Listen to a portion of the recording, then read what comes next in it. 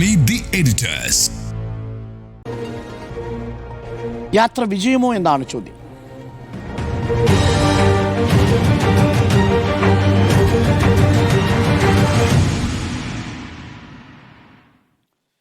നമുക്കിപ്പം പിയ സുനിൽ കൂടി ചേരുന്നുണ്ട് ഡൽഹിയിൽ നിന്നും ടെലി ട്രാൻസ്പോർട്ടിംഗ് സ്റ്റുഡിയോ സംവിധാനം വഴി. പിയ സുനിൽ, നമ്മുടെ ആദിൽ പാലോട് പൂർണ്ണമായിട്ടും ആ യാത്രയുടെ സമാപനത്തിൻ്റെ എല്ലാ വിവരങ്ങളും പ്രേക്ഷകരിലേക്ക് എത്തിച്ചിരുന്നു. വലിയൊരു ജനതയാണ് അവിടെ കൂടിയത്. ഒരുപക്ഷെ ഭാരത് ജോഡോ യാത്രയിൽ കണ്ടതിനേക്കാൾ അന്ന് 4 ദിവസം കൊണ്ട് 425 കിലോമീറ്റർ ആണെങ്കിൽ ഇത് 17-ാം തീയതി തുടങ്ങി ഇപ്പോൾ 1300 കിലോമീറ്റർ പിന്നിട്ടിരിക്കുന്നു. 25 ജില്ലകൾ, 110 കോൺസ്റ്റിറ്റ്യുവൻസികൾ. അപ്പോൾ വലിയൊരു യാത്രയായി ചിത്രീകരിക്കപ്പെടുന്നു. കോൺഗ്രസ് നേതാക്കൾക്കും അണികൾക്കും ആത്മവിശ്വാസമുണ്ട്. ഈ യാത്ര വിജയമാണോ പിയ സുനിൽ?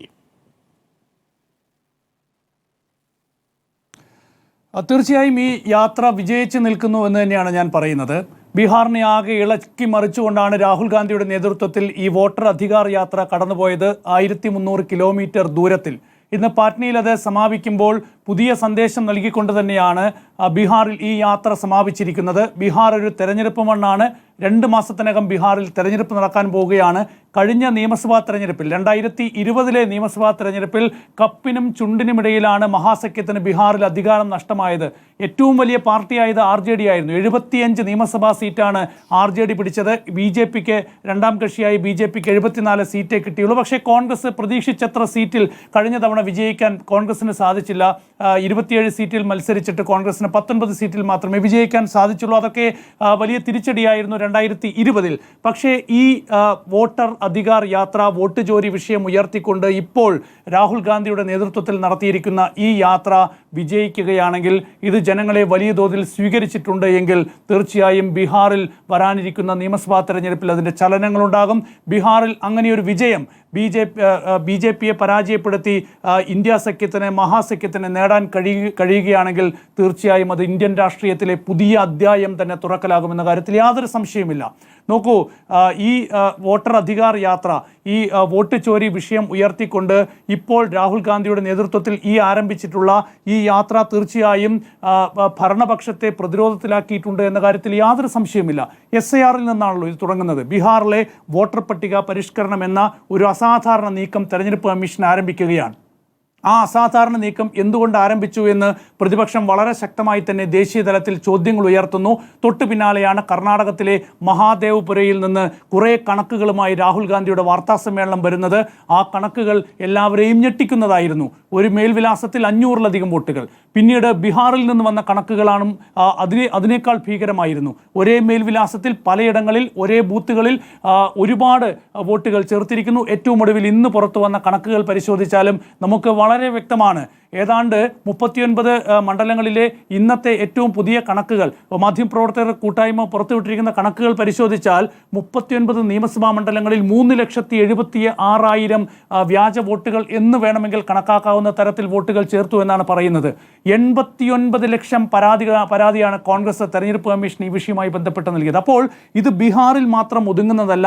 ബീഹാറിന് പുറത്ത് എല്ലായിടങ്ങളിലും വ്യാപിച്ചു കിടക്കുന്ന ഒരു വലിയ വോട്ട് തട്ടിപ്പാണ് എന്ന തരത്തിൽ ദേശീയ തലത്തിൽ വലിയൊരു ക്യാമ്പയിനായി ഇതിനെ ഉയർത്തിക്കൊണ്ടുവരാൻ കോൺഗ്രസിന് സാധിച്ചിട്ടുണ്ട്, പ്രതിപക്ഷ പാർട്ടികൾക്ക് സാധിച്ചിട്ടുണ്ട്. ഒരു 3 കാര്യങ്ങൾ സംഭവിച്ചിട്ടുണ്ട്. കോൺഗ്രസിൻ്റെ ശക്തമായ തിരിച്ചുവരവ്, 2 പ്രതിപക്ഷ പാർട്ടികൾക്കിടയിലെ ശക്തമായ യോജിപ്പ്, 3 പ്രതിപക്ഷ നിരയിൽ കോൺഗ്രസിനെ മുന്നിൽ നിർത്തിക്കൊണ്ട് പ്രതിപക്ഷ പാർട്ടികൾ മുന്നോട്ട് പോകുന്നൊരു സാഹചര്യം. കഴിഞ്ഞ ലോക്സഭാ തെരഞ്ഞെടുപ്പിൽ പ്രതിപക്ഷ പാർട്ടികളുടെ കൂട്ടായ്മ നമ്മൾ കണ്ടതാണ്. പക്ഷേ അതിന് മുൻപ് ഉള്ള സാഹചര്യം കോൺഗ്രസിന് വിശ്വാസത്തിലെടുക്കാൻ പ്രതിപക്ഷ പാർട്ടികളിൽ പല പാർട്ടികൾക്കും താല്പര്യമില്ലായിരുന്നു. പ്രത്യേകിച്ച് തൃണമൂൽ കോൺഗ്രസിനടക്കം ശക്തമായി വിയോജിപ്പുണ്ടായിരുന്നു. കഴിഞ്ഞ ലോക്സഭാ തെരഞ്ഞെടുപ്പിന് ശേഷവും ആ നിലപാട് തൃണമൂൽ കോൺഗ്രസ് അടക്കം തുടർന്നാണ്. പക്ഷേ ഇപ്പോൾ തൃണമൂൽ കോൺഗ്രസ് ഒക്കെ തന്നെ ആ നിലപാടിൽ നിന്ന് മാറി കോൺഗ്രസിന് പിന്നിൽ വളരെ ശക്തമായി അണിനിരക്കാൻ തീരുമാനിച്ചിരിക്കുന്നു. നോക്കൂ, ദേശീയ രാഷ്ട്രീയത്തിൽ സാഹചര്യങ്ങൾ മാറുന്നു എന്നതിൻ്റെ ഒരു സൂചന ഇപ്പോഴത്തെ ഈ സാഹചര്യങ്ങൾ നൽകുന്നുണ്ട്. BJPയിലെ സാഹചര്യം ഭദ്രമല്ല. ഒരു ഉപരാഷ്ട്രപതി രാജിവെച്ചൊരു സാഹചര്യമാണ് BJP നേരിടുന്നത്. ഒരു സർക്കാരിൽ BJPയുടെ നോമിനിയായി തിരഞ്ഞെടുക്കപ്പെട്ട ഉപരാഷ്ട്രപതി രാജിവെച്ച് മാറേണ്ടി വന്നിരിക്കുന്നു. BJP അധ്യക്ഷനെ തിരഞ്ഞെടുക്കാൻ കഴിയാത്ത സാഹചര്യമാണ് BJPയിലുള്ളത്. BJPയുടെ നിലവിലെ അധ്യക്ഷൻ JP നദ്ദയുടെ കാലാവധി കഴിഞ്ഞിട്ട് എത്രയോ നാളായി. പക്ഷേ ഒരു പുതിയ അധ്യക്ഷനെ തിരഞ്ഞെടുക്കാൻ BJPക്ക് സാധിക്കുന്നില്ല. നരേന്ദ്രമോദിക്കും അമിത്ഷായ്ക്കും ഒരു അധ്യക്ഷനെ മുന്നോട്ട് വെക്കാൻ സാധിക്കുന്നില്ല. അതുപോലെ തന്നെയാണ് ഓപ്പറേഷൻ സിന്ദൂറിന് ശേഷം അമേരിക്കയുടെ ഇടപെടൽ ഉണ്ടായി എന്ന പ്രതിപക്ഷത്തിൻ്റെ ചോദ്യത്തിന് കൃത്യമായി മറുപടി നൽകാൻ ഭരണപക്ഷത്തിന് സാധിക്കുന്നില്ല, മോദിക്കോ അതുപോലെ അമിത്ഷായ്ക്കോ സാധിക്കുന്നില്ല. അത് ഗുരുതരമായ സാഹചര്യമാണ്. ഇതൊക്കെ തന്നെ ജനങ്ങൾക്കിടയിൽ വലിയ സംശയങ്ങൾ ഉണ്ടാക്കിയിരിക്കുന്ന ഒരു കാലഘട്ടത്തിലൂടെയാണ്, രാഷ്ട്രീയ കാലത്തിലൂടെയാണ് നമ്മൾ കടന്നു പോകുന്നത്. അതിനിടയിലാണ് രാഹുൽ ഗാന്ധി ഈ വോട്ട് അധികാർ യാത്ര നടത്തിയത്. വോട്ട് ചോരി എന്ന ഒരു ക്യാമ്പയിൻ, ഒരു പൊളിറ്റിക്കൽ ക്യാമ്പയിൻ രാഹുൽ ഗാന്ധി തുടങ്ങിയിരിക്കുന്നത്. അത് വലിയ ചലനങ്ങൾ ബീഹാറിൽ ഉണ്ടാക്കിയിട്ടുണ്ട്.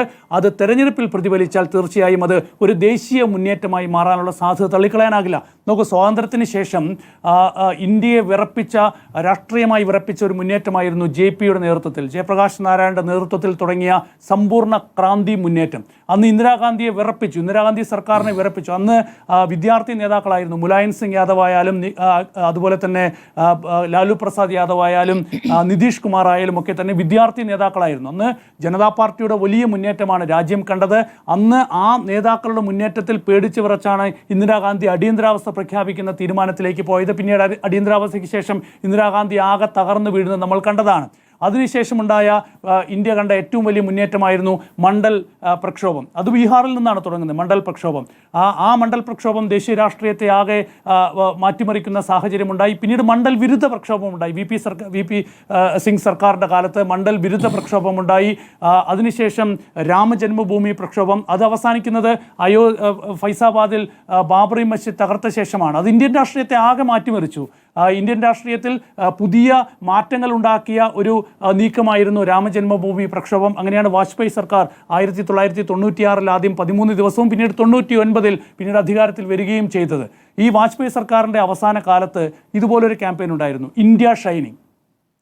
ആ ഒരു ഇന്ത്യ ഷൈനിങ് എന്ന് പറയുന്ന ആ ക്യാമ്പയിൻ അന്ന് വാജ്പേയി സർക്കാരിന് വേണമെങ്കിൽ ഒരു തുടർ ഭരണം കിട്ടാവുന്ന ഒരു സാഹചര്യമാണ് സൃഷ്ടിച്ചത്. പ്രതിപക്ഷമൊക്കെ തന്നെ വലിയ സംശയത്തിലായിരുന്നു. ഇന്ത്യ ഷൈനിങ് എന്ന ക്യാമ്പയിൻ ഇന്ത്യ മുഴുവൻ ചർച്ച ചെയ്യപ്പെട്ടു. അപ്പോഴാണ് 2004 ഏപ്രിൽ മാസത്തിലാണ് തോന്നുന്നു ലക്നൌവിൽ അന്ന് ഒരു സാരി വിതരണം ഉണ്ടാകുന്നു. ആ സാരി വിതരണത്തിൽ സാരി വാങ്ങാനായി പോയ 25 പേർ അന്ന് തിക്കിലും തിരക്കിലും പെട്ട് കൊല്ലപ്പെടുന്നത്.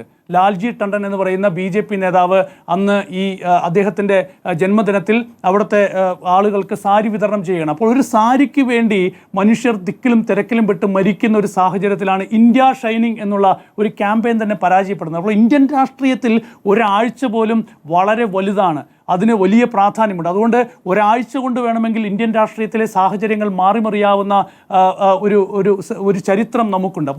ഇപ്പോൾ രാഹുൽ ഗാന്ധി തുടങ്ങിയിരിക്കുന്ന വോട്ട് ചോരി, വോട്ട് കൊള്ള എന്ന് പറയുന്ന ഈ ഒരു ക്യാമ്പയിൻ, ഈ ഒരു പ്രചരണം, ഈ ഒരു പൊളിറ്റിക്കൽ മൂവ് അത് നിസാരമായി കാണാനാകില്ല. അത് വളരെ ശക്തമായി മുന്നോട്ട് പോകാനുള്ള സാധ്യത നമുക്ക് തള്ളിക്കളയാനേ സാധിക്കില്ല. കാരണം ഇത് എല്ലാവരെയും ബാധിക്കുന്ന വിഷയമായി മാറിയിട്ടുണ്ട്. കാരണം എൻ്റെ വോട്ട്, നിങ്ങളുടെ വോട്ട്, നമ്മുടെ എല്ലാവരുടെയും വോട്ട് കൊള്ളയടിക്കപ്പെടുന്നു എന്നുള്ള ഒരു വിവരമാണ് രാഹുൽ ഗാന്ധി പറയുന്നത്. അത് വെറുതെ പറയുന്നതല്ല, കൃത്യമായി തെളിവുകളുടെ അടിസ്ഥാനത്തിലാണ്. ബീഹാറിൽ നിന്നൊക്കെ വരുന്ന കണക്കുകൾ എന്താണ്? കൃത്യമായി ഒരു മേൽവിലാസത്തിൽ ഒരുപാട് വോട്ടുകൾ ചേർത്തിരിക്കുന്നു എന്നാണ്. കഴിഞ്ഞ 5 വർഷമായി ഇതിങ്ങനെ വോട്ടർ പട്ടികയിലൂടെ കടന്നു പോവുകയാണ്. അപ്പോൾ തെരഞ്ഞെടുപ്പ് കമ്മീഷനൊന്നും ഇത് കാണുന്നേയില്ല. തെരഞ്ഞെടുപ്പ് കമ്മീഷൻ്റെ വാർത്താ സമ്മേളനമാണെങ്കിൽ പൂർണ്ണമായി പരാജയപ്പെട്ടൊരു വാർത്താ സമ്മേളനമാണ് എന്ന് വിലയിരുത്തപ്പെടുകയും ചെയ്യുന്നു. അപ്പോൾ ഈ അജണ്ട സെറ്റ് ചെയ്യുന്ന കാര്യത്തിൽ പ്രതിപക്ഷം ഇവിടെ വിജയിക്കുന്നു എന്നത് വളരെ പ്രധാനപ്പെട്ട ഒരു രാഷ്ട്രീയ നീക്കമാണ്. കഴിഞ്ഞ 11 വർഷത്തിനിടയിലെ രാഷ്ട്രീയ കാലാവസ്ഥ ഇന്ത്യയിൽ പരിശോധിച്ചാൽ BJPയും നരേന്ദ്രമോദിയും അമിത്ഷായും മുന്നോട്ട് വയ്ക്കുന്ന അജണ്ടയ്ക്ക് പിന്നാലെ ഓടുന്ന പ്രതിപക്ഷമായിരുന്നു ഇന്ത്യ കണ്ടിരുന്നത്. പക്ഷേ ഇന്ന് പ്രതിപക്ഷ പാർട്ടികൾ സെറ്റ് ചെയ്യുന്ന അജണ്ടയ്ക്ക് പിന്നാലെ നീങ്ങുന്ന സർക്കാരിനെയാണ്, അതിനെ പ്രതിരോധിക്കാൻ നീങ്ങുന്ന സർക്കാരിനെയാണ് കഴിഞ്ഞ 1-2 മാസങ്ങളിലായി ഇന്ത്യ കാണുന്നത്, ഈ ദേശീയ രാഷ്ട്രീയം കാണുന്നത്. അത് ഓപ്പറേഷൻ സിന്ദൂരിൽ തുടങ്ങി, ഇപ്പോൾ വോട്ട് കൊള്ളയിൽ തുടങ്ങി. പാർലമെൻറ്റ് സമ്മേളനം ആകെ വാഷൗട്ടായി പോയില്ലേ? പാർലമെൻറ്റ് സമ്മേളനത്തിൽ സർക്കാരിന് എന്തെങ്കിലും പറയാൻ കഴിഞ്ഞു? ഈ വോട്ട് ചോരി വിഷയത്തിൽ പ്രതിപക്ഷം ഉയർത്തിയ ഈ ഒരു പ്രക്ഷോഭത്തിന് മുന്നിൽ സർക്കാർ മുട്ടുമടക്കി നിൽക്കുന്ന കാഴ്ചയാണ് പാർലമെന്റിൽ കണ്ടത്. ഇപ്പോൾ ബീഹാറിലും അതിന് സമാനമായ സാഹചര്യങ്ങൾ കാണുന്നു. അതുകൊണ്ട് ഇത് ബീഹാറിൽ വലിയ ചലനങ്ങൾ ഉണ്ടാക്കിയിട്ടുണ്ട് എന്നാണ് ഞാൻ മനസ്സിലാക്കുന്നത്. അതൊരു പക്ഷേ ബീഹാറിലെ നിയമസഭാ തെരഞ്ഞെടുപ്പിനെ സ്വാധീനിക്കാൻ സാധ്യതയുണ്ട്. അങ്ങനെ ബീഹാറിൽ ഒരു അധികാരമാറ്റം ഈ ഒരു വോട്ട് കൊള്ള ഉയർത്തിയുള്ള, വോട്ട് ചോരി ഉയർത്തിയുള്ള ഈ നീക്കത്തിൽ ഉണ്ടാവുകയാണെങ്കിൽ അത് ദേശീയ രാഷ്ട്രീയത്തിൽ പുതിയ ഒരു മുന്നേറ്റത്തിൻ്റെ തുടക്കമായിരിക്കും. അതുകൊണ്ട് ഇപ്പോൾ ഇത് വിജയിച്ച് നിൽക്കുന്ന ഒരു മുന്നേറ്റമാണ്. ഇനി ഇതിനെ പ്രതിപക്ഷം എങ്ങനെ കൊണ്ടുപോകും എന്നതും വളരെ പ്രധാനപ്പെട്ടതാണ്. ഭാരത് ജോഡോ യാത്രയേക്കാൾ വലിയ രീതിയിലുള്ള ഒരു സംഘാടന മികവ് ഈ വോട്ടധികാർ യാത്രയിൽ ഉണ്ടായിരുന്നു എന്ന് പറയുക തന്നെ വേണം. വന്നുകൂടിയ മനുഷ്യർ മാത്രമല്ല, ഇന്ത്യ സഖ്യത്തിലെ മുഴുവൻ നേതാക്കളും അണിനിരന്ന് നിൽക്കുകയല്ലേ. ഗാന്ധിയിൽ നിന്ന് തുടങ്ങി അംബേദ്കർ പാർക്കിൽ അവസാനിക്കണം, അതായിരുന്നു യാത്രയുടെ മെസ്സേജ് പോലും. യാത്ര വിജയമോ? യാത്ര വിജയമാണ്. ഇപ്പോൾ ഭാരത് ജോഡോ യാത്ര രാഹുലിൻ്റെ മാത്രം യാത്രയായിരുന്നു. ഇത് പക്ഷേ അങ്ങനെയല്ല. പ്രതിപക്ഷത്തെ ഐക്യപ്പെടുത്തി എല്ലാ നേതാക്കളും പങ്കെടുക്കുന്ന യാത്ര. പല നേതാക്കളും പങ്കെടുത്ത് ഇടയ്ക്കൊന്ന് പാർലമെന്റിലേക്ക് പോയി തിരിച്ചു വന്ന് വീണ്ടും പങ്കെടുത്ത് അങ്ങനെ എല്ലാവരും ഐക്യപ്പെട്ട ഒരു യാത്ര എന്ന നിലയ്ക്കാണ് ഇത് വ്യത്യസ്തമാക്കുന്നത്. ആ നിലയ്ക്ക് യാത്ര വിജയമാണ്. ഇന്നിപ്പോൾ രാഹുൽ ഗാന്ധി സമാപന സമ്മേളനത്തിൽ പറഞ്ഞ ആ പ്രസംഗം, ആ മുന്നറിയിപ്പ്, അതെന്താകും, ആ ബോംബ് എന്താകും എന്നുള്ള ആകാംക്ഷയാണ് എനിക്കുള്ളത്. കാരണം ആറ്റം ബോംബ് എന്ന് പറഞ്ഞ് പൊട്ടിച്ച ആ ബോംബ് അത്ര ശക്തിയുള്ള ബോംബ് തന്നെയായിരുന്നു. അപ്പോൾ ഇനി പറയുന്ന ഹൈഡ്രജൻ ബോംബ് എന്തായിരിക്കാം? ഇനിയിപ്പോൾ ഈ പറയുന്ന മോദിക്ക് മുഖം ജനങ്ങളുടെ മുന്നിലേക്ക് കാണിക്കാൻ പറ്റാത്ത വിധത്തിലുള്ള വലിയ ബോംബാണ് കാത്തുവച്ചിരിക്കുന്നത് പറയുമ്പോൾ അത് വാരാണസിയിലേക്കാണോ പോകുന്നത് എന്നൊരു ചോദ്യം അവിടെ സംശയമായി നിൽക്കുന്നു. കാരണം 2019 4,79,505 വോട്ടിൻ്റെ ഭൂരിപക്ഷത്തിലാണ് അദ്ദേഹം ജയിച്ചിരുന്നത്. പക്ഷേ 2024 വരുമ്പോൾ 3 ലക്ഷത്തിൻ്റെ വോട്ടിൻ്റെ കുറവ് വരികയാണ്. 1,52,513 വോട്ടിൻ്റെ ഭൂരിപക്ഷത്തിലാണ്.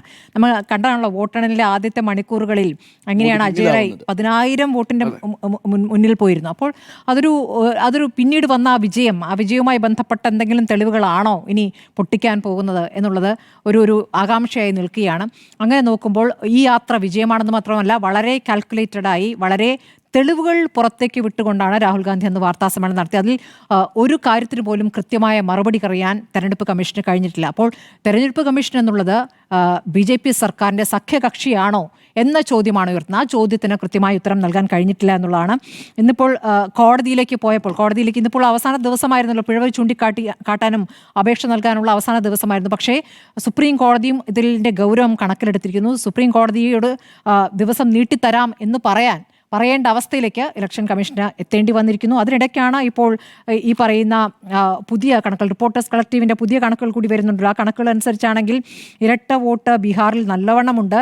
അവർ പറയുന്നത് 1,87,000 പേർക്ക് ഇരട്ട വോട്ടുണ്ട് എന്നാണ്. അതിൽ 1,00,000 പേർക്ക് 2 ID കാർഡുകൾ ഉണ്ട് എന്നും പറയുന്നത്. അത് പരിഹരിച്ചു, വൃത്തിയാക്കി എന്ന് പറയുന്ന സംവിധാനത്തിലെ കണക്കുകളാണ് ഇപ്പോൾ പുറത്തുവിട്ടിരിക്കുന്നത്. അപ്പോൾ ഇവർ 2 വോട്ട് ചെയ്താൽ എന്തായിരിക്കും സ്ഥിതി? അങ്ങനെ 2 വോട്ടുകൾ നേരത്തെ ചെയ്ത സ്ഥിതിയുണ്ട് പല സംസ്ഥാനങ്ങളിൽ. ഇപ്പോൾ മഹാരാഷ്ട്രയിൽ ഇതേപോലെ നടന്നിട്ടുണ്ട് എന്ന കാര്യം കൂടി നേരത്തെ പറഞ്ഞിട്ടുണ്ടല്ലോ. അപ്പോൾ ആ കാര്യങ്ങൾ കൂടി പരിശോധിക്കേണ്ടി വരും. നമ്മൾ ഈ ബീഹാറിലെ യാത്ര നോക്കുമ്പോൾ ബീഹാറിലെ മണ്ണ് എങ്ങനെ വ്യത്യസ്തമാണെന്നുള്ള കാര്യം സുനിൽ ചൂണ്ടിക്കാണിച്ചു. നമ്മൾ കണ്ടതാണ് ബാബറി മസ്ജിദ് പൊളിക്കാനായി അദ്വാനി നടത്തിയ രഥയാത്ര. ആ രഥയാത്ര ബീഹാറിലാണ് തടയപ്പെട്ടത്. ബീഹാറിൽ നിന്ന് VP സിംഗ് പറഞ്ഞതനുസരിച്ച് അന്ന് ലാലു പ്രസാദ് യാദവാണ് ആ യാത്ര തടയുകയും അദ്വാനിയെ അറസ്റ്റ് ചെയ്യുകയും ചെയ്തത്. അപ്പോൾ അങ്ങനെ ഒരു പ്രത്യേകതയോടെ ആ മണ്ണിനുണ്ട്. ആ മണ്ണിൽ വെച്ച് ഇപ്പോൾ ഒരു പുതിയ ചരിത്രം രചിക്കപ്പെടുകയാണെങ്കിൽ അത് പ്രതീക്ഷ നൽകുന്നതാണ് എന്നുള്ളതാണ്. 13 ദിവസം നടത്തിയിരിക്കുന്ന ഈ നീണ്ട യാത്ര, അതിൽ വലിയ ആത്മവിശ്വാസം പ്രതിപക്ഷത്തിന് കിട്ടിയിട്ടുണ്ട്. അത് തെളിവുകളുടെ അടിസ്ഥാനത്തിലാണ്. വലിയ ജനപിന്തുണ അവിടെ ലഭിച്ചിരിക്കുന്നു. ഈ യാത്ര നടക്കുമ്പോൾ തന്നെ അവിടെ പ്രധാനമന്ത്രിയും പങ്കെടുക്കുന്ന പരിപാടികൾ ഉണ്ടായിട്ടുണ്ട്. പ്രധാനമന്ത്രി പറഞ്ഞതിനാണോ ആളുകൾ ചെവി കൊടുത്തിരിക്കുന്നതോ ഈ പറയുന്ന പ്രതിപക്ഷത്തിൻ്റെ വാക്കുകൾക്കാണോ എന്നുള്ളത് അറിയേണ്ടതുണ്ട്. ഈ രാഹുൽ ഗാന്ധിയെ കരിങ്കൊടി കാണിക്കാൻ വന്ന ഈ BJPയിൽ നിന്നുള്ള ഒരു യുവാവിനെ അപ്പുറത്തേക്ക് മധുരം നൽകിക്കൊണ്ട് ഇങ്ങോട്ടേക്ക് ആക്കുന്ന ഒരു രീതി കൂടി രാഹുൽ കാണിക്കുകയുണ്ടായി. അപ്പോൾ ഇങ്ങനെയാണ്, അത് വൈരാഗ്യ ബുദ്ധിയാലല്ല, കാര്യങ്ങൾ വിശദീകരിച്ച് പറഞ്ഞുകൊണ്ട് നിങ്ങൾ എന്തിനാണ് പ്രതിഷേധിക്കുന്നതെന്ന് ചോദിക്കുമ്പോൾ അയാൾക്ക് മറുപടി പറയാനില്ല. അപ്പോൾ അയാളോട് ഈ യാത്രയുടെ ഉദ്ദേശം എന്താണെന്ന് തിരിച്ച് അങ്ങോട്ടേക്ക് വിശദീകരിക്കുന്ന സാഹചര്യമാണുള്ളത്. അങ്ങനെ ജനങ്ങൾക്ക് അവബോധം നൽകിക്കൊണ്ടുള്ള യാത്രയാണ്. ആ നിലയ്ക്ക് ആ യാത്ര വ്യത്യസ്തമാണ് എന്നുള്ളതാണ്. അപ്പോൾ തെരഞ്ഞെടുപ്പ് കമ്മീഷൻ ഇപ്പോഴും മറുപടി പറയാൻ പറ്റാത്ത ഒരുപാട് കാര്യങ്ങൾ നമ്മുടെ മുന്നിൽ നടക്കുന്നു. അങ്ങനെ ഭരണഘടനാ സ്ഥാപനങ്ങളെ തന്നെ പൂർണ്ണമായും വെറുതിയിലാക്കുന്ന സാഹചര്യം തുടരുന്നു എന്നുള്ള കാര്യം ആശങ്കപ്പെടുത്തുന്ന കാര്യമാണ്. ഇപ്പോൾ സുപ്രീം കോടതിയുമായി ബന്ധപ്പെട്ടും ഒരു വലിയ പ്രതിഷേധം ഉയരുന്ന കാഴ്ച നമ്മൾ കണ്ടുകൊണ്ടിരിക്കുകയാണല്ലോ. അപ്പോൾ ഗുജറാത്തിൽ നിന്നും ജസ്റ്റിസ് പഞ്ചോളിയെ സുപ്രീം കോടതിയിൽ നിയമിച്ചതുമായി ബന്ധപ്പെട്ട് വലിയ പ്രതിഷേധം, വലിയ ചർച്ചകൾ, വിവാദം കൊടുക്കുന്നു.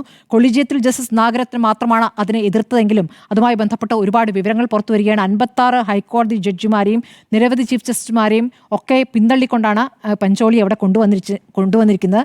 അങ്ങനെ നടക്കുന്ന ചില കാര്യങ്ങൾ നേരത്തെയും നടന്നിട്ടുണ്ട് എന്നുള്ള കാര്യങ്ങളും ഇപ്പോൾ പുറത്തു വരുന്നുണ്ട്. ജസ്റ്റിസ് മുരളീധരനെ ഡൽഹി ഹൈക്കോടതിയിൽ നിന്ന് മാറ്റാൻ സർക്കാർ എങ്ങനെ സമ്മർദ്ദം ചെലുത്തി എന്നുള്ള കാര്യവും ഇപ്പോൾ പുറത്തേക്ക് വന്നിട്ടുണ്ട്. മുൻ സുപ്രീം കോടതി ജഡ്ജി മദൻ ലോക്കൂറാണ് അത് സംബന്ധിച്ച വെളിപ്പെടുത്തൽ നടത്തിയത്. കാരണം ഈ ഡൽഹി കലാപമൊക്കെ നടക്കുന്ന സമയത്ത് ശക്തമായ നിലപാടെടുത്ത ജസ്റ്റിസ് മുരളീധരനെ ഡൽഹി ഹൈക്കോടതിയിൽ നിന്ന് മാറ്റാൻ സർക്കാർ സമ്മർദ്ദം ചെലുത്തിയെന്നടക്കമുള്ള വിവരങ്ങൾ പുറത്തു വരികയാണ്. അപ്പോൾ ഈ നിലയ്ക്ക് കോടതിയെയും ഇലക്ഷൻ കമ്മീഷനും ഒക്കെ വരുതിയിലാക്കാനുള്ള ശ്രമങ്ങൾ നടക്കുന്നു. RSSന്റെ 100-ാം വർഷത്തിൽ ജനാധിപത്യത്തെ പൂർണ്ണമായും ഇല്ലാതാക്കിക്കൊണ്ട് വരുതിയിലാക്കാനുള്ള ശ്രമങ്ങളാണ് നടക്കുന്നത്. അത് വിജയിക്കാതിരിക്കാനുള്ള യാത്രയാണ്. ഈ യാത്ര നേരത്തെ പറഞ്ഞതുപോലെ ബീഹാറിൽ നിൽക്കുന്നില്ല.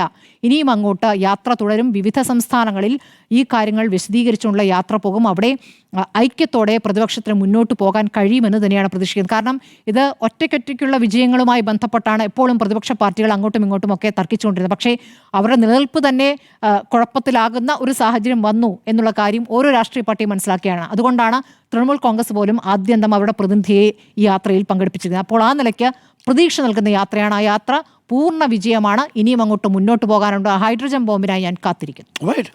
യാത്ര വിജയമാണോ എന്ന ചോദ്യത്തിന് യാത്ര നിശ്ചയമായും വിജയമാണ് എന്നതാണ് എൻ്റെ പക്ഷം. 3 പ്രധാനപ്പെട്ട കാര്യങ്ങൾ പറയാനുണ്ട്. ഒന്ന്, ഈ യാത്രയുടെ രീതി. 2, ഈ യാത്രയ്ക്കു ശേഷം രാഹുൽ ഗാന്ധി എന്ന പ്രതിപക്ഷ നേതാവിന് കിട്ടിയ സ്വീകാര്യത. ഇന്ത്യ മുന്നണിയിൽ രാഹുൽ ഗാന്ധി ഒരു പടി കൂടി മുന്നിൽ കടന്നുകൊണ്ട് അതിൻ്റെ ഒരു ഏകോപന ബിന്ദുവായി തീർന്നത്. 3-മത്തത്, ഈ കോൺഗ്രസ് എങ്ങനെയാണ് 1985 ശേഷം പിന്നീട് ഒറ്റയ്ക്ക് അവിടെ ഭരിച്ചിട്ടേ ഇല്ല. ജഗന്നാഥ് മിശ്രയായിരുന്നു അവസാനത്തെ കോൺഗ്രസിൻ്റെ മുഖ്യമന്ത്രി ബീഹാറിൽ 1985. 90-കൾക്ക് ശേഷം രാഷ്ട്രീയം മാറുന്നുണ്ട്. ഈ സാഹചര്യത്തിൽ എങ്ങനെയാണ് വരാൻ പോകുന്ന നിയമസഭാ തെരഞ്ഞെടുപ്പിൽ ഈ യാത്ര സഹായിക്കുന്നത്? ഈ 3 കാര്യങ്ങളാണ് ഞാൻ പറയാൻ ഉദ്ദേശിക്കുന്നത്. ആദ്യം നോക്കൂ, ഈ യാത്രയുടെ പ്രത്യേകത. ഇതിനു മുമ്പ് ബീഹാറിൽ രാഹുൽ ഗാന്ധി നടത്തിയ യാത്രയെക്കുറിച്ച് ഞാൻ നേരത്തെ സൂചിപ്പിച്ചു. 4 ദിവസങ്ങളിൽ 425 കിലോമീറ്റർ ഭാരത് ജോഡോ യാത്ര നടത്തി. വളരെ പ്രധാനപ്പെട്ട ഒരു കുതിപ്പായിരുന്നു അത്. അതിൻ്റെ ഫലം എവിടെ കണ്ടു? അതിൻ്റെ ഫലം ലോക്സഭാ തെരഞ്ഞെടുപ്പിൽ നമ്മൾ കണ്ടു. എന്നാൽ നിയമസഭാ തെരഞ്ഞെടുപ്പിന് മുമ്പ് നടത്തിയിരിക്കുന്ന ഈ യാത്ര കടന്നുപോയിരിക്കുന്നത് നിർണായകമായ ഹൃദയഭൂമിയിലൂടെയാണ്. 25 ജില്ലകളിൽ, ആകെയുള്ള 38-ൽ 25 ജില്ലകളിലൂടെ കടന്നു പോകുന്നു. 110 കോൺസ്റ്റിറ്റ്യുവൻസികൾ കവർ ചെയ്യുന്നു. 1300 കിലോമീറ്റർ യാത്ര മുന്നോട്ട് പോകുന്നു. ആ യാത്രയിൽ ഉയർത്തിയിരിക്കുന്ന മുദ്രാവാക്യങ്ങൾ ജനങ്ങളെ നേരിട്ട് കണക്ട് ചെയ്തു. അതാണ് അതിൽ ഏറ്റവും പ്രധാനപ്പെട്ട കാര്യം. യാത്ര തുടങ്ങുന്നതിന് മുമ്പും യാത്രയിലുടനീളവും തീർച്ചയായിട്ടും അതിൻ്റെ മുദ്രാവാക്യങ്ങൾ കൈവിട്ടു പോകാതിരിക്കാൻ ശ്രമിച്ചു രാഹുൽ ഗാന്ധി. എങ്ങനെയാണ് യാത്ര തുടങ്ങിയത്? ബീഹാറിൻ്റെ കഥ മാത്രം പറഞ്ഞുകൊണ്ടല്ല. സ്പെഷ്യൽ ഇൻറ്റൻസീവ് റിവിഷൻ എന്നതിൻ്റെ പേരിൽ, തീവ്ര വോട്ടർ പട്ടിക പരിഷ്കരണത്തിൻ്റെ പേരിൽ 65 ലക്ഷം വോട്ടർമാരെ വോട്ടർ പട്ടികയിൽ നിന്ന് പുറത്താക്കിയതിനെതിരെ നടത്തുന്ന യാത്ര എന്നതാണ് ആദ്യത്തെ മെസ്സേജെങ്കിൽ അത് കാണിച്ചു കൊടുത്തു. ഇതിലെങ്ങനെയാണ് വോട്ടർ പട്ടികയിൽ ക്രമക്കേട് നടക്കുന്നതെന്ന്. കർണാടകയിലെ മഹാദേവ്പുര എന്ന കോൺസ്റ്റിറ്റ്യുവൻസിയിൽ നടത്തിയ ആ പഠനത്തിലൂടെ, അതിലെ കണ്ടെത്തലിലൂടെ ആറ്റം ബോംബ് പൊട്ടിച്ചുകൊണ്ടാണ് യാത്ര. പഠനം, ഈ യാത്ര തുടങ്ങുന്നതിന് മുമ്പ് നടത്തിയ പഠനം, അത് കൺവിൻസിംഗ് ആയ രീതിയിൽ, വിശ്വാസയോഗ്യമായ രീതിയിൽ രാഹുൽ ഗാന്ധിക്ക് അവതരിപ്പിക്കാൻ സാധിച്ചു. Point number 1. പോയിന്റ് നമ്പർ 2, ഇപ്പോൾ ഏറ്റവും ഒടുവിൽ നേരത്തെ സൂചിപ്പിച്ച റിപ്പോർട്ടേഴ്സ് കളക്റ്റീവിൻ്റെ കണക്കുകൾ കൂടിയാണ് പുറത്തു വരുന്നത്. യാത്ര തുടങ്ങുന്നതിന് മുമ്പ് രാഹുൽ ഗാന്ധിയുടെ ഗവേഷണ സംഘം നടത്തിയ പഠനം, യാത്ര അവസാനിക്കുമ്പോൾ റിപ്പോർട്ടേഴ്സ് കളക്റ്റീവ് പുറത്തു കൊണ്ടുവരുന്ന 1,87,000 വോട്ടർമാരുടെ ഇരട്ടിപ്പും 1 ലക്ഷം വോട്ടർമാരുടെ കാര്യത്തിൽ സംഭവിക്കുന്ന വ്യാജ ഇരട്ടി ഡ്യുവൽ കാർഡും. ഇത് നോക്കൂ, എത്ര വലിയ ഗൗരവമേറിയ വിഷയമാണെന്ന് ബീഹാറിലെ വോട്ടർമാർ മനസ്സിലാക്കി കഴിഞ്ഞിരിക്കുന്നു. വോട്ട് ചോരി എന്നാണ് വിളിച്ചത്, വോട്ട് തെഫ്റ്റ് എന്നാണ് പറഞ്ഞത്, വോട്ട് മോഷണം എന്നാണ്, റവല്യൂഷൻ ഇൻ ഇലക്ടറൽ ജസ്റ്റിസ് എന്നാണ് പറഞ്ഞത്, തിരഞ്ഞെടുപ്പ് നീതിയുടെ വിപ്ലവത്തിനു വേണ്ടിയുള്ള യാത്ര എന്നാണ് അതിന് കൊടുത്ത ടാഗ് ലൈൻ എന്ന് പറയുന്നത്. അത് സാധാരണക്കാരെ ആളുകളെ കണക്ട് ചെയ്തു എന്നാണ് ഞാൻ മനസ്സിലാവുന്നത്. അതിൻ്റെ ഭാഗമായി ആ യാത്രയിൽ ഉടനീളം ഉപയോഗിച്ച പ്രതീകങ്ങൾ കൂടി നമ്മൾ ശ്രദ്ധിക്കണം. ഒന്ന്, ഗാന്ധിയെ ഉപയോഗിക്കുന്നു. ഗാന്ധി മൈതാനിൽ നിന്ന് അംബേദ്കർ സ്റ്റാച്യുവിലേക്കുള്ള യാത്ര, ഗാന്ധിയെയും അംബേദ്കറിനെയും മുറുകെ പിടിച്ചുകൊണ്ടുള്ള യാത്ര, ഒരു മെസ്സേജും ഒരു രാഷ്ട്രീയവും അതിലുണ്ട്. ഒപ്പം നോക്കൂ, രാഹുൽ ഗാന്ധി നടന്നു പോകുന്ന വഴി ആദ്യം ജീപ്പിൽ സഞ്ചരിക്കുന്നു, പിന്നീട് നടന്ന് സഞ്ചരിക്കുന്നു, പിന്നീട് ബൈക്കിൽ സഞ്ചരിക്കുന്നു. രാഹുൽ ഗാന്ധിയുടെ തോളിൽ വൈറ്റ് ടീഷർട്ടിനോടൊപ്പം ബീഹാറി ഗംച്ച എന്ന് പറയുന്ന ബീഹാറിലെ ടവൽ വന്ന് വീഴുന്നു. അവിടെയുള്ള കൂടെയുള്ള പ്രവർത്തകർക്കൊപ്പം നടന്നും മധുരം വിതരണം ചെയ്തും രാഹുൽ ഗാന്ധി പോകുന്നു. എത്ര ബ്യൂട്ടിഫുൾ ആയിട്ടുള്ള മെസ്സേജാണ്. ബീഹാറിൽ ഇങ്ങനെയൊരു യാത്ര അടുത്ത കാലത്ത് കണ്ടിട്ടുണ്ടോ? ഗ്രാമങ്ങൾ, അതാണ് ഞാൻ പറയാൻ പറ്റുന്നത്. ഗ്രാമങ്ങളിൽ പോകുമ്പോൾ കാണുന്ന കാഴ്ച എന്താണ്? നേരെ ചെളിവെള്ളത്തിലേക്ക് ഇറങ്ങുകയാണ്. അവിടെ പോയിട്ട് മഖാന കൃഷി ചെയ്യുന്ന കർഷകരുടെ അടുത്ത് പോയിട്ട് ആ മഖാനയെക്കുറിച്ച് വിവരിക്കുകയാണ്. മഖാന എങ്ങനെയാണ്? മഖാന നമുക്കറിയാമല്ലോ, ഇപ്പോഴത്തെ ഏറ്റവും പുതിയ ജനറേഷൻ്റെ ഫുഡായിട്ട് മാറുകയാണ്. മഖാന പൊളിറ്റിക്സ് ആണല്ലോ നിർമ്മലാ സീതാരാമൻ്റെ ബഡ്ജറ്റ്. ആ മഖാന കൃഷി ചെയ്യുന്നത് ബഹുജനുകളാണ്, ആദ്യം അവിടുത്തെ സാധാരണ OBC വിഭാഗത്തിൽപ്പെട്ടവരാണെന്ന് പറയുകയാണ് രാഹുൽ ഗാന്ധി. എന്നിട്ട് അവിടെ നിന്ന് പോകുന്നത് എങ്ങോട്ടാ? അവിടെ നിന്ന് കയറുന്നത് നഗരഹൃദയങ്ങളിലേക്കും ഏറ്റവും ഒടുവിൽ യാത്ര അവസാനിപ്പിക്കുന്നു. അവിടെയാണ് ഈ യാത്ര, ആ യാത്രയുടെ മെസ്സേജ് കൊണ്ട് യാത്ര സംഘടിപ്പിച്ച രീതി ജനപ്രീതി കൊണ്ട് രാഹുൽ ഗാന്ധിയെ നരേന്ദ്രമോദി ഭയക്കണം എന്ന് ഞാൻ പറയാനുള്ള കാര്യം, മോദി ആൻഡ് ടീം ഈ യാത്രയ്ക്ക് ശേഷം വരുന്ന രാഹുൽ ഗാന്ധിയെ ഭയന്നേ മതിയാവൂ. കാര്യം ഈ യാത്ര ആ ഒരു മെസ്സേജ്, ആ ഒരു കണക്ഷൻ അവിടെ കൊടുത്തിട്ടുണ്ട്. ആ കണക്ഷനാണ് നമ്മളിന്നിപ്പോൾ അവിടെ കണ്ടത് നഗരഹൃദയത്തിൽ. രണ്ടാമത്തെ പോയിന്റ്, ഈ യാത്ര പെട്ടെന്ന് എങ്ങനെയാണ് ഒരു ജനപ്രീതി ഉണ്ടാക്കുമോ എന്നുള്ളതാണ് ചോദ്യം. അത്ര പെട്ടെന്നൊന്നും ജനപ്രീതി ഉണ്ടാവില്ലെങ്കിലും ജനങ്ങളുടെ കാഴ്ചപ്പാടുകളെ മാറ്റാൻ സഹായിക്കും. ഒരു ആന്റി ഇൻകുംബൻസി ഉള്ള സ്റ്റേറ്റാണ് ബീഹാർ എന്ന് പറയുന്നത്. JDUവിൻ്റെ ഭരണത്തിലുള്ള ഒരു ആന്റി ഇൻകുംബൻസി ഉണ്ട്, അത് നിതീഷ് കുമാർ ഭയക്കുന്നുണ്ട്. ആ ആന്റി ഇൻകുംബൻസി ഉള്ള ഭരണവിരുദ്ധ വികാരമുള്ള സ്റ്റേറ്റിൽ തേജസ്വി യാദവും രാഹുൽ ഗാന്ധിയും ഹേമന്ത് സോറനും യൂസഫ് പഠാനും മല്ലികാർജുൻ ഖർഗെയും ആനി രാജയും ഒക്കെ ചേർന്ന് പിടിച്ചൊരു മഹാഗാഡ് ബന്ധൻ പ്രതീതി നൽകുന്ന ഒരു ഇന്ത്യ മുന്നണിയുടെ ഒരു മതിൽ തീർക്കുമ്പോൾ അത് ജനങ്ങൾക്ക് വോട്ടർമാർക്ക് കൊടുക്കുന്ന കോൺഫിഡൻസ് ചെറുതല്ല. ശക്തമായ പ്രതിപക്ഷമുണ്ട് ഇവിടെ, അതായത് ഒരു കണ്ടസ്റ്റബിൾ ആയിട്ടുള്ള കാൻഡിഡേറ്റ് ഉണ്ട് ഇവിടെ എന്നുള്ളൊരു മെസ്സേജ് കൊടുക്കുന്നു. അതിൻ്റെ ഭാഗമായി ഞാനിപ്പോൾ എടുത്തു നോക്കുമായിരുന്നു, സോഷ്യൽ മീഡിയയിൽ രാഹുൽ ഗാന്ധി തരംഗമായിട്ട് മാറിയിട്ടുണ്ട്. ആ കണക്കുകൾ നമ്മുടെ മുന്നിലുണ്ട്. രാഹുൽ ഗാന്ധി ഈ യാത്ര തുടങ്ങിയതിനു ശേഷം ഇന്നേ വരെയുള്ള ഇൻസ്റ്റാഗ്രാമിൻ്റെ കണക്കുകളൊന്ന് പരിശോധിച്ചാൽ രാഹുൽ ഗാന്ധിക്ക് ഇൻസ്റ്റാഗ്രാമിൽ 13 ലക്ഷം ഫോളോവേഴ്സാണ് കൂടിയത്, 30 lakhs. മോദിക്ക് കൂടിയതാവട്ടെ 2.2 ലക്ഷമാണ്. ഇൻസ്റ്റാഗ്രാം പുതിയ ജനറേഷൻ അവിടെ ഉപയോഗിക്കുന്ന ഡിജിറ്റലായിട്ട് ഇത് ഉപയോഗിക്കുന്ന ആളുകളുടെ എണ്ണം, ചിലതൊക്കെ PR വർക്കാണെന്ന് പറഞ്ഞോളൂ, മോദി എന്താ PR വർക്ക് യൂസ് ചെയ്യുന്നില്ലേ? പക്ഷേ 13 ലക്ഷം ആളുകൾ കൂടി ഫോളോവേഴ്സായിട്ട്. വീഡിയോ എത്ര പേര് കണ്ടു? ഇനി ആ വീഡിയോ നോക്കൂ, ആ 60 കോടി മനുഷ്യർ കണ്ടിരിക്കുന്നു, 60 crore, 60 കോടി ആളുകൾ ആ വീഡിയോ തന്നെ കണ്ടു. ഏത് വീഡിയോ? മഹാദേവ്പുരയിലെ വോട്ട് ചോരിയുമായി ബന്ധപ്പെട്ട്, വോട്ട് മോഷണവുമായി ബന്ധപ്പെട്ട് രാഹുൽ ഗാന്ധി നടത്തിയ പ്രസന്റേഷൻ, അവതരണം 60 കോടി മനുഷ്യർ കണ്ടിരിക്കുന്നു എന്നുള്ളതാണ്. രാഹുൽ ഗാന്ധിയുടെ ഫേസ്ബുക്ക് പോസ്റ്റിലാണെങ്കിൽ 6 ലക്ഷം പുതിയ സബ്സ്ക്രൈബേഴ്സ് വരുന്നു, രാഹുൽ ഗാന്ധിക്ക് പുതിയ ഫോളോവേഴ്സ് വരുന്നു. മോദിക്ക് അതേസമയം 1.8 ലക്ഷം ഫോളോവേഴ്സേ ഉണ്ടാവുന്നുള്ളൂ. യൂട്യൂബിൽ മാത്രം 3.7 ലക്ഷം പുതിയ സബ്സ്ക്രൈബർ രാഹുൽ ഗാന്ധിക്ക് വരുന്നു. അതേസമയം മോദിക്ക് 2.1 ലക്ഷമേ ഉണ്ടാവുന്നുള്ളൂ. അതായത് ഈ യാത്രയുടെ ഉടനീളം, അതായത് കഴിഞ്ഞ 17-ാം തീയതി മുതൽ ഇന്ന് യാത്ര അവസാനിക്കുന്ന ദിവസം വരെ സാമൂഹിക മാധ്യമങ്ങളിൽ ഇൻസ്റ്റാഗ്രാം, യൂട്യൂബ്, ഫേസ്ബുക്ക്, ഇവിടെ ഈ ഇത്രയും ഞാൻ നേരത്തെ സൂചിപ്പിച്ച കണക്കിൻ്റെ വർധനമുണ്ടാവുകയാണ്. അത് നൽകുന്നതൊരു മെസ്സേജാണ് എന്നതാണ് എൻ്റെ പക്ഷം. മൂന്നാമത്തെ പ്രധാനപ്പെട്ട കാര്യം, ഇതെങ്ങനെയാണ് ബീഹാറിൻ്റെ രാഷ്ട്രീയത്തെ മാറ്റിമറിക്കാൻ പോകുന്നത്, കോൺഗ്രസിനെ എങ്ങനെയാണ് ഇത് പുനരുജ്ജീവിപ്പിക്കാൻ പോകുന്നത്? 1989 ശേഷം, 89 ബീഹാർ രാഷ്ട്രീയത്തിൽ ഏറ്റവും പ്രധാനപ്പെട്ടതാണെന്ന് വിശ്വസിക്കുന്നതാണ് ഞാൻ. 1990s especially. 1989 ഭഗൽപൂരിലെ റയറ്റ് നടക്കുന്നത്. ആ ഭഗൽപൂരിലെ റയറ്റ് എന്ന് പറയുന്നത് ബീഹാറിലെ 11ഓളം വരുന്ന ആദിവാസി വിഭാഗത്തിൽപ്പെട്ട ആളുകളെ കത്തിച്ചു കളഞ്ഞതാണ്. ജീവനോടെ പച്ചയ്ക്ക് കത്തിക്കുക എന്ന് പറയില്ലേ, അത് വലിയ രീതിയിൽ ഉണ്ടാവുന്നു. ഒരുപക്ഷെ ബേൽച്ചി ഇൻസിഡൻറ്റിന് സമാനമായ രീതിയിലുള്ള സംഭവം ഉണ്ടാവുന്നു. അത് OBC വിഭാഗത്തിൽപ്പെട്ടവർ മാത്രമല്ല, മുസ്ലിം വിഭാഗത്തിൽപ്പെട്ടവർ ഒക്കെ അതിനോട് വലിയ രീതിയിലുള്ള ഒരു ആ കലാപവുമായിട്ട് ബന്ധപ്പെട്ടുകൊണ്ട് ഇരയാക്കപ്പെടുന്ന സാഹചര്യം ഉണ്ടാവുന്നു. 1989 എന്താ സംഭവിക്കുന്നത് അറിയാമോ? 1989 ഈ ഭഗൽപൂർ കലാപത്തിൽ മുസ്ലിം വിഭാഗം അതുവരെ ഇന്ത്യൻ നാഷണൽ കോൺഗ്രസിനോട് ഒപ്പമാണെങ്കിൽ 89 ശേഷം ഇന്ത്യൻ നാഷണൽ കോൺഗ്രസിൻ്റെ ഭാഗത്തുനിന്ന് അടർന്നു മാറുന്നു. ഒന്ന് ആലോചിച്ച് നോക്കൂ, അവിടെയുള്ള മുസ്ലിം വിഭാഗം ആരുടെത്തേക്കാണ് മാറുന്നത്? കോൺഗ്രസിൻ്റെ വോട്ട് ബേസ് ആയിരുന്നു. ജഗന്നാഥ് മിശ്ര 1985 മുഖ്യമന്ത്രിയാകുമ്പോൾ 36% വോട്ട് കൊടുത്ത് കോൺഗ്രസിനോടൊപ്പം നിന്ന മുസ്ലിം വോട്ട് ബാങ്ക് പുതുതായിട്ട് രൂപം കൊള്ളുന്ന RJD ഭാഗത്തേക്ക് പോവുകയാണ്, ലാലു പ്രസാദ് യാദവിൻ്റെ ഭാഗത്തേക്ക് പോവുകയാണ്. അവിടെയുള്ള OBC വിഭാഗവും മുസ്ലിം വിഭാഗവും കൂടി ചേർന്ന് RJDക്ക് ഏകദേശം 20% വരുന്ന പിന്തുണ നൽകുന്നു.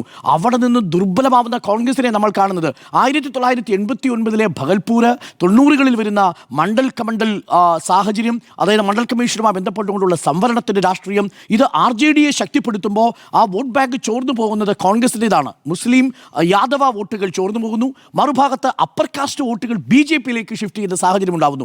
അതോടുകൂടി ദുർബലമാവുകയാണ് കോൺഗ്രസ്. 36-20% എന്നുള്ള കണക്കിൽ നിന്ന് മാറി 9%-ഉം 7%-ഉമാവുന്ന അവസ്ഥയിലേക്ക് എത്തുന്നു. 7 സീറ്റും 9 സീറ്റും കിട്ടുന്ന അവസ്ഥയിലേക്ക് എത്തുന്നു. ഒരു കാലത്ത് ബീഹാറിൻ്റെ രാഷ്ട്രീയത്തെ നിയന്ത്രിച്ചു നിർത്തിയിരുന്ന ആ കോൺഗ്രസ് പാർട്ടിക്ക് 1985 ശേഷം ബീഹാറിൽ ഒറ്റയ്ക്ക് ഭരണം കിട്ടിയിട്ടില്ല. ആ സാഹചര്യത്തിലേക്കാണ് ഇന്ന് വരുന്നത്. ഇത് ഞാൻ മനസ്സിലാക്കുന്നത് ഒരു വലിയ ടേണിംഗ് പോയിന്റായി മാറാൻ പോവുകയാണ്. ഭഗൽപൂർ റയോട്ട് പറഞ്ഞതുപോലെ തന്നെ ബേൾച്ചി റയോട്ട് എന്ന് പറയുന്ന, അല്ലെങ്കിൽ ബേൾച്ചിയിലെ ഒരു വലിയ ട്രാജിക് സംഭവം ഉണ്ടായിട്ടുണ്ട്. അത് 1977 അന്ന് രാഹുൽ ഗാന്ധിയുടെ മുത്തശ്ശി, അതായത് ഇന്ദിരാ പ്രിയദർശിനി അടിയന്തരാവസ്ഥയ്ക്ക് ശേഷം ബീഹാർ സന്ദർശിക്കാൻ വരുന്നുണ്ട്. അന്ന് ബീഹാർ സന്ദർശിക്കാൻ ഒരു വലിയ ചരിത്രമായ സംഭവമാണ്. ബേൽച്ചിയിലാണ് ഞാൻ നേരത്തെ സൂചിപ്പിച്ച ഈ 11ഓളം OBC വിഭാഗത്തിൽപ്പെട്ട ആളുകളെ കത്തിക്കുന്നത്. അപ്പോൾ ഈ ആദിവാസി വിഭാഗത്തിൽപ്പെട്ട, OBC വിഭാഗത്തിൽപ്പെട്ട, ദളിത് വിഭാഗത്തിൽപ്പെട്ട ആളുകളെ കത്തിച്ചു കൊന്നത് അറിഞ്ഞ് ഇന്ദിരാഗാന്ധി അവിടെ വരിക. ഇന്ദിരാഗാന്ധി ആണെങ്കിൽ അടിയന്തരാവസ്ഥയുടെ എല്ലാവിധ രോഷവും ഏറ്റുവാങ്ങി നിൽക്കുന്നയാളാണ്. ഇന്ദിരാഗാന്ധി വരുമ്പോൾ കാറ് പുതയുന്നു, ഇന്ദിരാഗാന്ധി അവിടെ നിറങ്ങി നടക്കുന്നു. അതേപോലെ കുറച്ച് കഴിഞ്ഞപ്പോൾ ആനയുടെ പുറത്ത് കയറുന്നു. 60ാമത്തെ വയസ്സിൽ ഇന്ദിരാഗാന്ധി ആനയുടെ പുറത്ത് കയറി വരുന്ന വരവാണ് കാണുന്നത്. അതിനുശേഷം ആ ഗ്രാമങ്ങളിലേക്ക് പോകുന്നു, അവിടെയുള്ള ആളുകളുമായിട്ട് സംസാരിക്കുന്നു. അതിനുശേഷമാണ് ഇന്ദിരാഗാന്ധിയുടെ പൊളിറ്റിക്കൽ റീസർജൻസ്, രാഷ്ട്രീയമായ പുനരവതാരം ഉണ്ടാവുന്നത് എന്നാണ് പറയപ്പെടുന്നത്. ബേൽച്ചിയിൽ 1977 ഇന്ദിരാഗാന്ധി എങ്ങനെയാണോ ഒരു തിരിച്ചുവരവ് നടത്തിയത്, സമാനമായ തിരിച്ചുവരവ് രാഹുൽ ഗാന്ധി പട്നയിൽ വോട്ടധികാർ യാത്രയിലൂടെ നടത്തും എന്നുള്ളതാണ് എൻ്റെ ഒരു കണക്കുകൂട്ടൽ. നിലവിൽ അതിനെ പ്രതിരോധിക്കാൻ കഴിഞ്ഞിട്ടില്ല. അതിൻ്റെ ഭാഗമായി ഓപ്പറേഷൻ സിന്ദൂർ മുങ്ങിപ്പോയി. ഈ തെരഞ്ഞെടുപ്പിലെ വലിയ ഗുലാനായിരുന്നു ഓപ്പറേഷൻ സിന്ദൂർ. BJPയുടെ വലിയ ഒരു പ്രതീക്ഷയായിരുന്നു. ആ വജ്രായുധം ഈ വോട്ട് ചോരി, വോട്ടധികാർ യാത്രയിൽ മുങ്ങിപ്പോയി എന്നതാണ് എൻ്റെ ടേക്ക്. അതുകൊണ്ട് ഞാൻ ഒരിക്കൽ കൂടി പറയുന്നു, മോദി ആൻഡ് ടീം ഈ പുതിയ രാഹുലിനെ ഭയക്കേണ്ടതുണ്ട് എന്നതാണ് എൻ്റെ ടേക്ക്. കാര്യം ഈ യാത്ര എന്താണോ പറയാൻ ഉദ്ദേശിച്ചത് അത് പറഞ്ഞിരിക്കുന്നു എന്നുള്ളതാണ്. ഒറ്റ കണക്ക് പറഞ്ഞ് അവസാനിപ്പിക്കാം. അവസാനം രാഹുൽ ഗാന്ധി പറഞ്ഞ് അവസാനിപ്പിക്കുമ്പോൾ ബീഹാറിലെ ജനങ്ങളോട് പറയുന്നു, 100 പേരെ വീതം ഒരു ബൂത്തിൽ നിന്ന് മാറ്റിയ 20,000-ഓളം ബൂത്തുകൾ ഉണ്ട് എന്നാണ്. 200 ആളുകളെ വെട്ടിമാറ്റിയ 2,000-ഓളം ബൂത്തുകൾ ഉണ്ട് എന്നാണ്. 70% സ്ത്രീകളെയും വെട്ടിമാറ്റി 7,213 ബൂത്തുകൾ ഉണ്ട് എന്നാണ്. ഈ കണക്കുകൾ പറഞ്ഞുകൊണ്ടാണ് വരുന്നത്.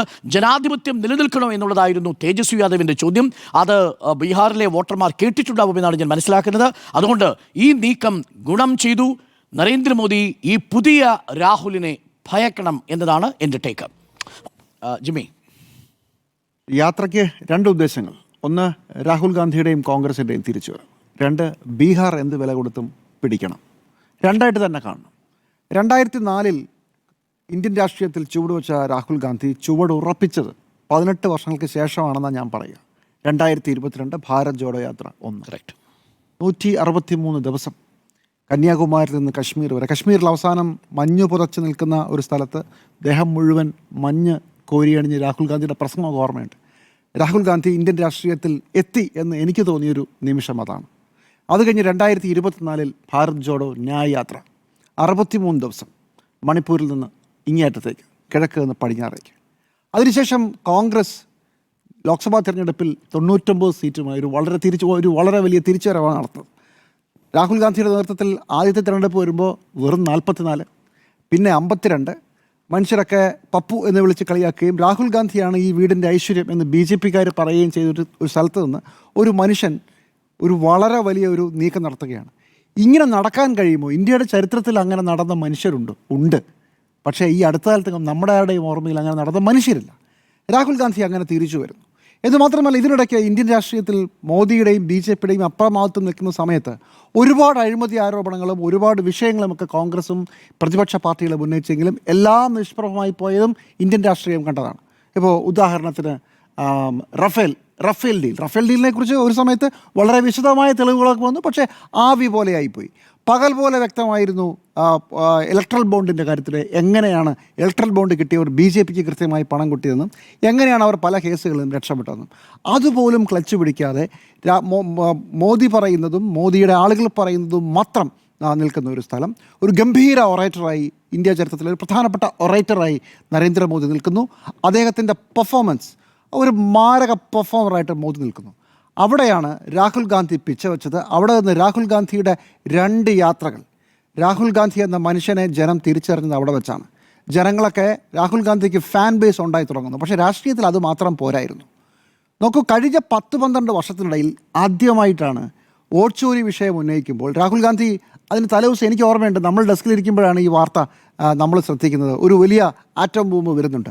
പതിവ് പോലെ ചിരിക്കാനാണ് പലർക്കും തോന്നിയത്. പക്ഷേ ഓഗസ്റ്റ് 7 രാഹുൽ ഗാന്ധിയുടെ പത്രസമ്മേളനം ഇന്ത്യയിലെ പ്രതിപക്ഷ പാർട്ടികളുടെ പ്രതിപക്ഷ സ്വരത്തിൻ്റെ തിരിച്ചുവരവായിരുന്നു. രാഹുൽ ഗാന്ധി ഉന്നയിച്ച വിഷയം, അദ്ദേഹം അതിന് അക്കമിട്ട് നിർത്തിയ തെളിവുകൾ, അതിനെ സംബന്ധിച്ചുള്ള വിശദാംശങ്ങൾ എല്ലാം ജനങ്ങൾ വിശ്വസിച്ചെന്ന് മാത്രമല്ല വോട്ട് ചോരി എന്ന 2 വാക്ക് ഒരു 2 ആഴ്ച കഴിയുമ്പോഴേക്കും ഇന്ത്യ മുഴുവൻ ജനങ്ങൾക്ക് മനസ്സിലാകുന്ന രീതിയിലായി സംസാരിക്കാൻ പറ്റി എന്നുള്ളതാണ്. മോദി എന്ന് പറയുന്ന കമ്മ്യൂണിക്കേറ്ററിൽ നിന്ന് രാഹുൽ ഗാന്ധി എന്ന കമ്മ്യൂണിക്കേറ്റർ അദ്ദേഹത്തെയും കവച്ചു വെച്ച് മുന്നോട്ട് വരുന്നതാണ് കണ്ടത്. മോദിയുടെ സംഘം പെട്ടെന്ന് തന്നെ ഒരു കൗണ്ടർ ഒഫൻസ് നടത്തി നോക്കി.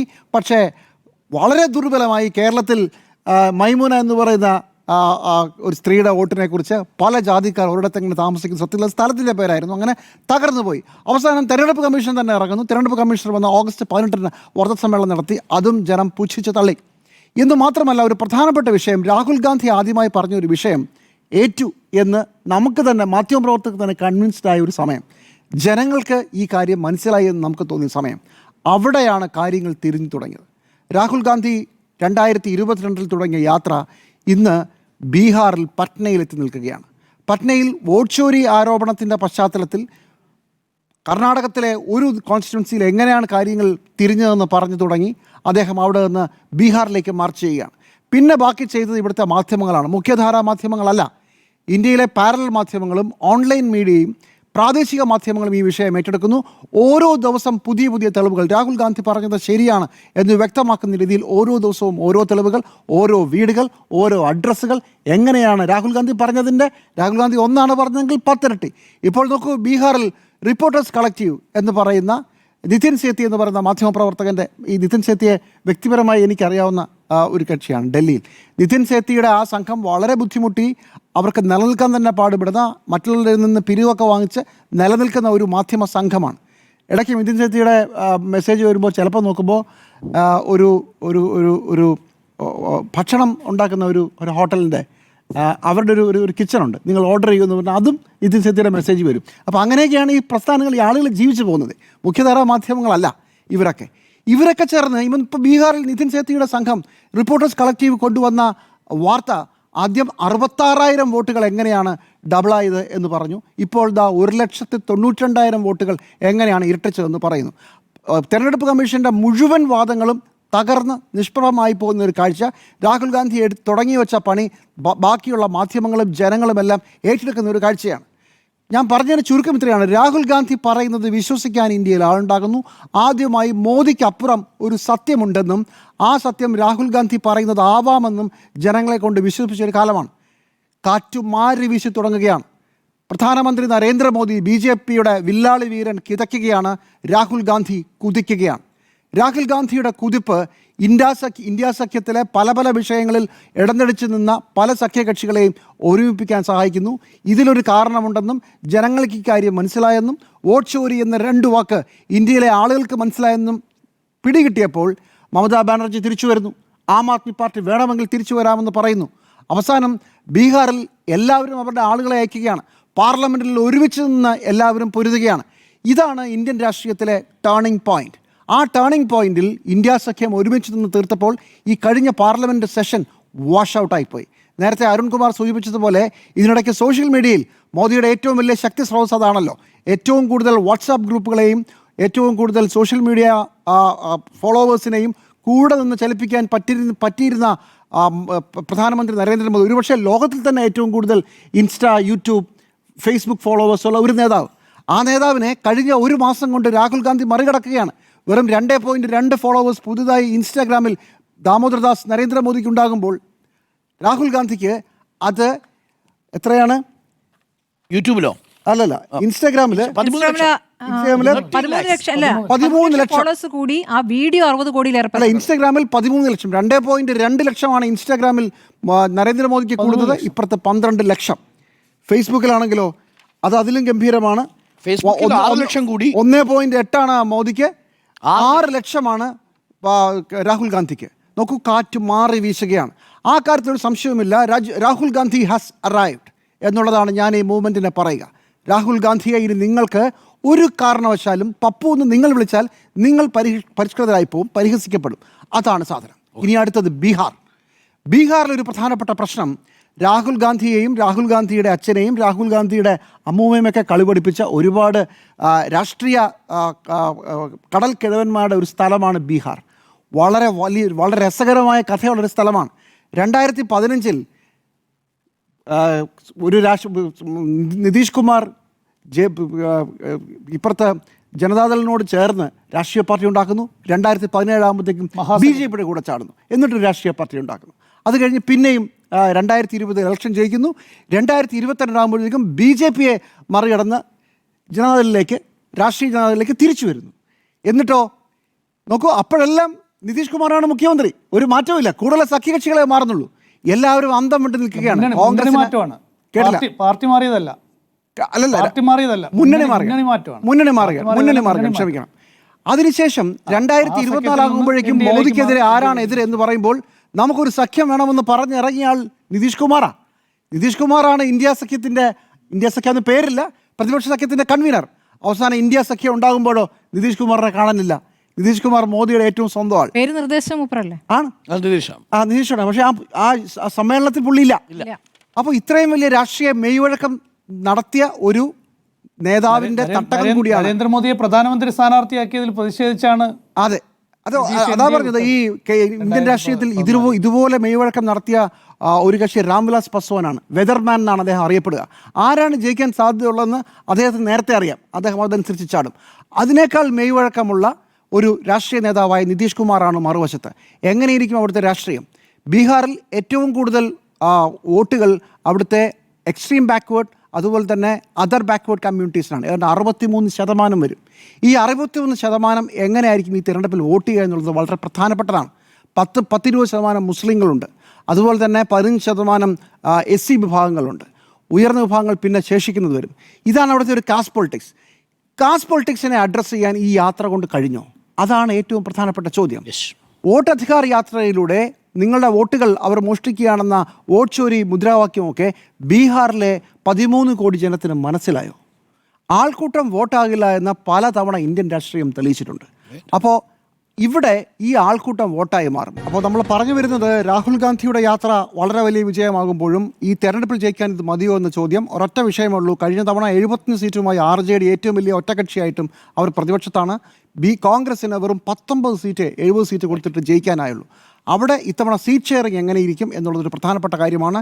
ഇത്രയും വലിയൊരു വിജയത്തിൻ്റെ ആവേശത്തിൽ കോൺഗ്രസ് കൂടുതൽ സീറ്റുകൾ ആവശ്യപ്പെടുകയും ഇതിൻ്റെ പേരിൽ ഒരു തർക്കം ഉണ്ടാവുകയും ചെയ്യാതെ കോൺഗ്രസ് ഒരു രണ്ടാം കക്ഷിയായി പഴയ പോലെ ഒതുങ്ങുകയും കുറച്ചുകൂടെ നല്ല ഒരു കോർഡിനേഷനും ഉണ്ടായില്ലെങ്കിൽ ചിലപ്പോൾ സീറ്റ് ഷെയറിംഗ് അടക്കമുള്ള വിഷയങ്ങളിൽ ഇത് കുഴപ്പമാകും. 2, ഈ യാത്രയുടെ മുദ്രാവാക്യത്തിൽ നിന്ന് തൊഴിലില്ലായ്മയെക്കുറിച്ചും അതുപോലെയുള്ള പ്രശ്നങ്ങളെക്കുറിച്ചും മാറാനുള്ള സമയമാണ്. രാഹുൽ ഗാന്ധി പാറ്റേൺ വിട്ടുകഴിഞ്ഞു. ഇനി കളം അവിടെയുള്ള രാഷ്ട്രീയ പാർട്ടികൾക്ക് അവിടുത്തെ നേതാക്കൾക്കുമാണ്. അവരത് എങ്ങനെ മുന്നോട്ട് കൊണ്ടുപോകും എന്നതനുസരിച്ചിരിക്കും ബീഹാറിൻ്റെ കാര്യത്തിൽ ആര് ജയിക്കും എന്നുള്ള കാര്യം. പക്ഷേ രാഹുൽ ഗാന്ധി ആ രാഷ്ട്രീയ നേതാവ് ഇന്ത്യയിലെ ഒരു പ്രധാനപ്പെട്ട നേതാവായി അവരോധിക്കപ്പെട്ട് കഴിഞ്ഞു. യാത്ര വിജയമോ എന്ന ചോദ്യത്തിന് 4 പേരുടെയും അഭിപ്രായം യേസ് എന്ന് തന്നെയാണ്.